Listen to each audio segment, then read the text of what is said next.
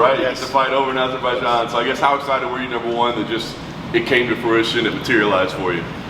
It's going to be a historic night, man, and I'm super excited. What was the importance of it for you? I mean, obviously it's inconvenient, right? I mean, it's a long way to travel. You got to change your schedule, all those things. But why was it so important for you to be on this card? We're going back to the motherland. This is where the history of my family started. So we're going back to the motherland. It's so important for myself, my family, my people. So it wouldn't matter if it was in another planet. I would travel. I would make this fight happen regardless. What do you think it means for the people of the region to have the UFC come there for the very first time? For a lot of fight fans, and you know there's a lot in that region, it's a dream come true, and it's accessible. Baku is hours away from all the countries of the Caucasus, so everybody's going to be able to come out, support their fighters. I'm going to have a lot of family coming out. Finally, this is going to be the first time where my uncles, my cousins, everybody's coming through. So yeah, it's like Baku is it's a big city, it's a beautiful city. You guys will see yourself, and I'm sure you guys are going to enjoy it. What should we expect from the atmosphere of fighting Baku? Like, what's for the fans and what it's going to feel like in there? I'm sure you guys are going to hear. You're gonna hear them, to say the least. Nice.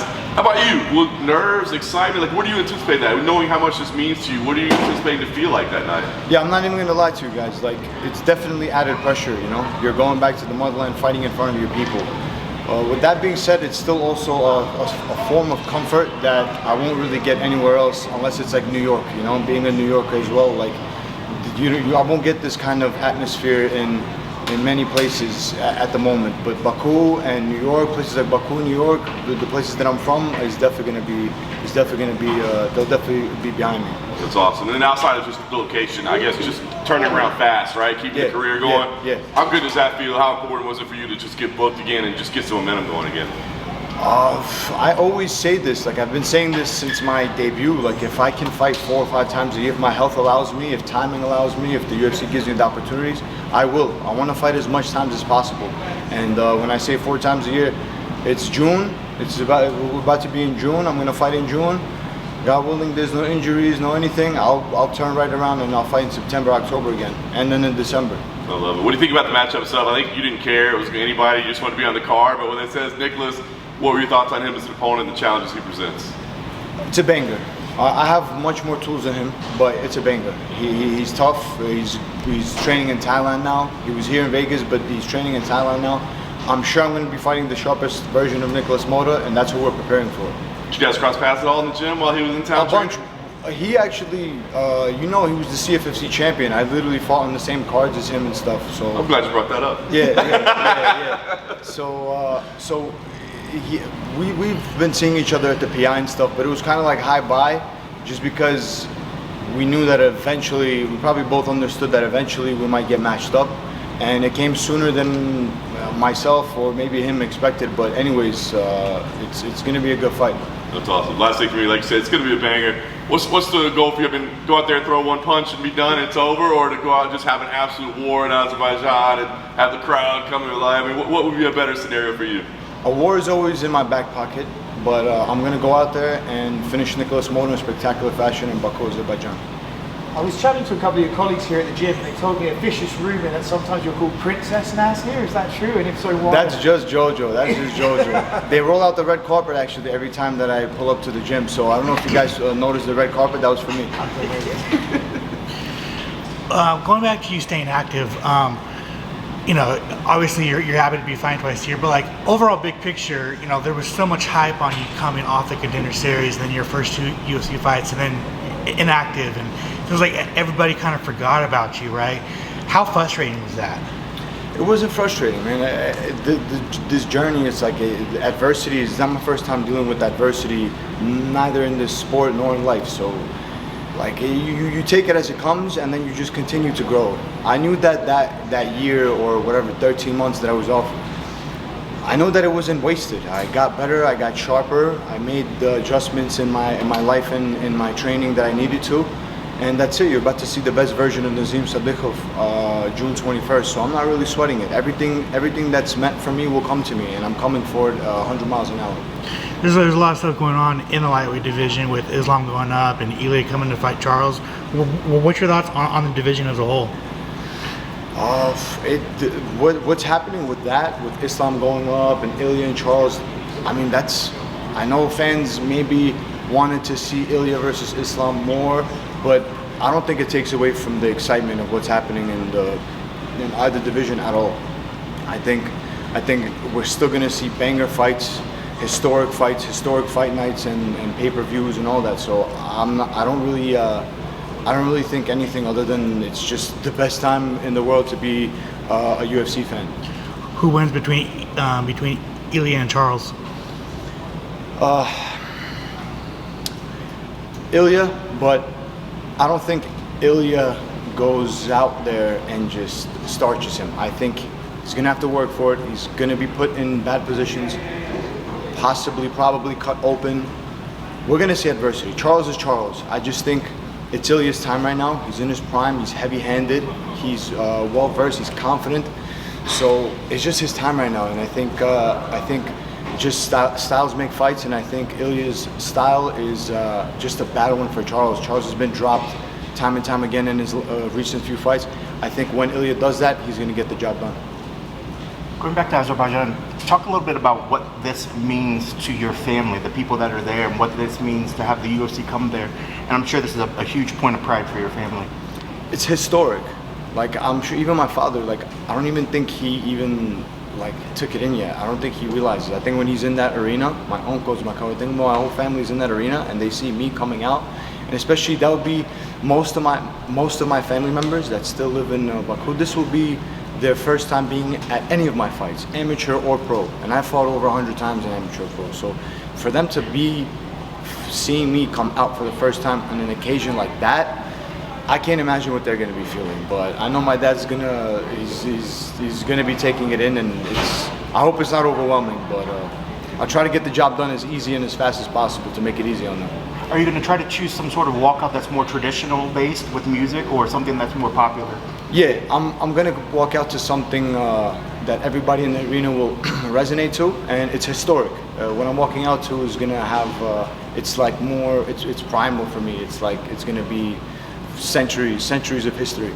And if you had to just sort of describe the region for people that have only been in the States and have never been over there, what are some of the highlight differences of what life is like there versus here in the States? Life,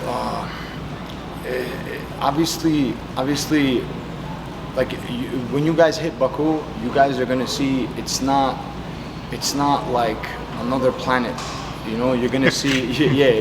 Some people think Azerbaijan. Most people never even heard of Azerbaijan. You know, to this day, whenever people ask my ethnicity, where I'm from, whenever I say Azerbaijan, they have no idea. But you guys are going to be surprised at how beautiful the city is, how modern everything is, and also there's also historic places within the city as well. There's Old Baku, and then there's New City Baku. So you guys are going to be surprised at how much you are going to be able to relate to the people there. So I think you guys are in for a treat. Are there going to be some foods that you've been dying to eat that you have to wait till after the weight cut's done before you can partake? I have no choice. The rule in Azerbaijan is if you don't eat with us, even if it's your 5th time that day eating, we are going to be upset at you and never talk to you again.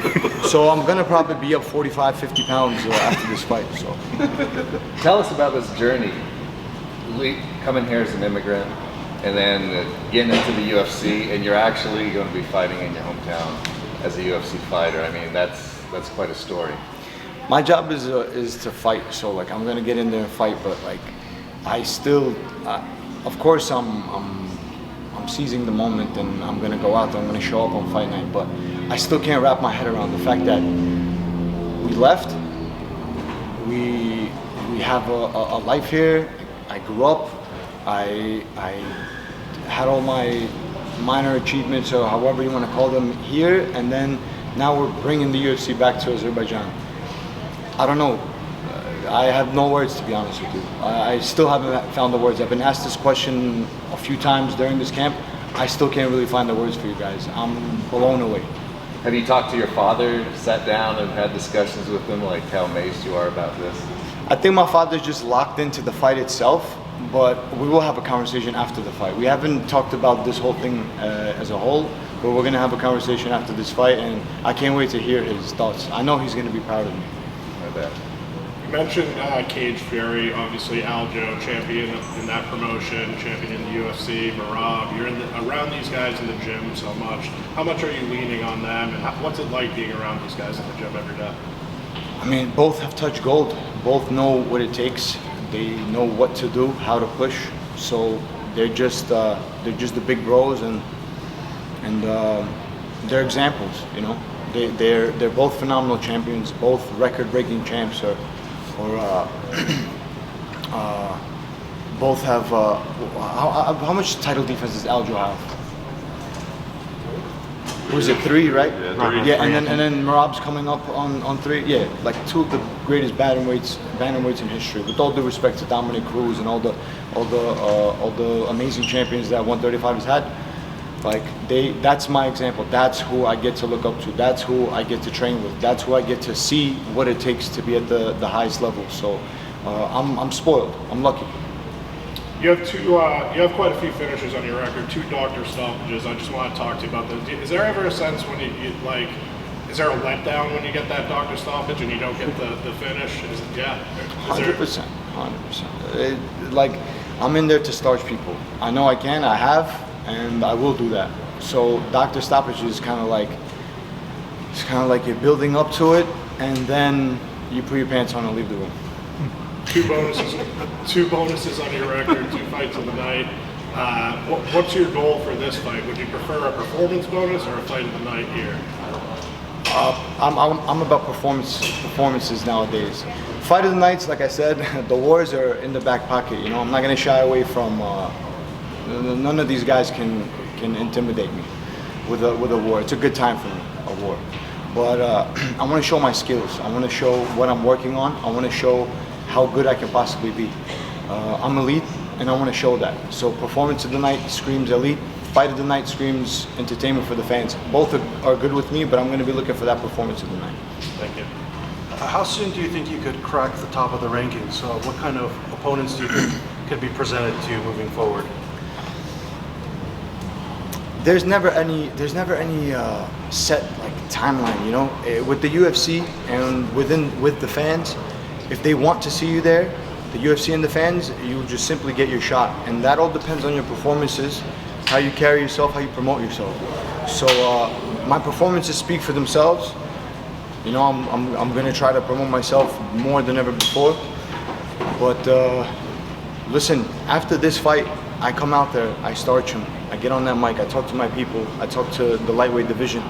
I don't see why I can't get top 15 next. If I don't get top 15, oh well, we're gonna keep going, we're gonna keep fighting, we're gonna keep entertaining MMA fans around the world. But yeah, I think that can happen any fight, your life can change. So I'm looking forward to that. Right now, the #1 ranked lightweight is Arman Tsarukyan. Would you be ever interested in Armenia versus Azerbaijan fight? I just want to be the best.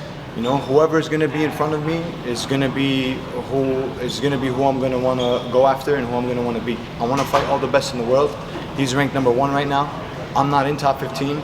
I'll make my way there, and then whoever is going to be in front of me on my way to that belt, we're going to take care of him. But that's a fight you think one day could happen for you to Why not? move up the rankings that way? Like Absolutely. Why not? Why not? It can all happen. Any top 15, BSD, Marcado, it can all happen. So for sure, I have my eyes on all these guys.